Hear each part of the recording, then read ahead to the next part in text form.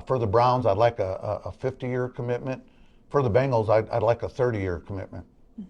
How about FC Cincinnati? Same. 2 weeks ago, the Ohio House approved $600 million in bonds for a new stadium for the Cleveland Browns.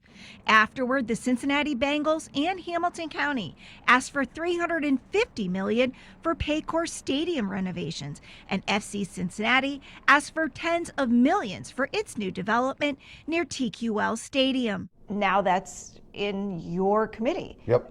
So what do you think about both those asks?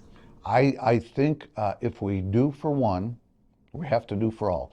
So it's either do all or do none. George Lang is a Republican from Butler County who sits on the Senate Finance Committee, which will vote on stadium funding in the coming weeks.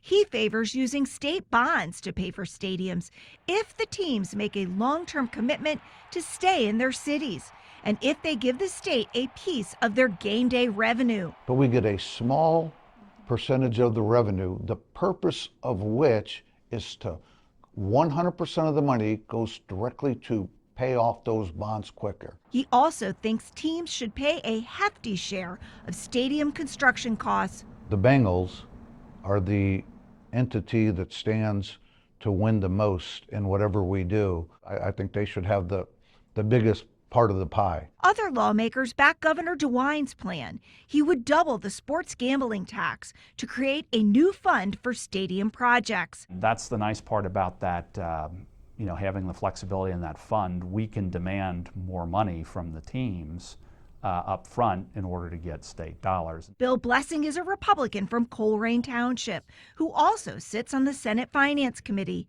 He says before teams get any state money, they must meet new conditions, like allowing more public concerts and events on site. There's going to be off-season events at the stadium because it's a public asset. The Cincinnati Bengals and FC Cincinnati should know by June 30th if they get any state money. Lawmakers will send their budget to the governor, who could veto parts of it, like stadium funding. So it will be a very tricky few months. At the banks, Paula Christian, WCPO 9, I-Team.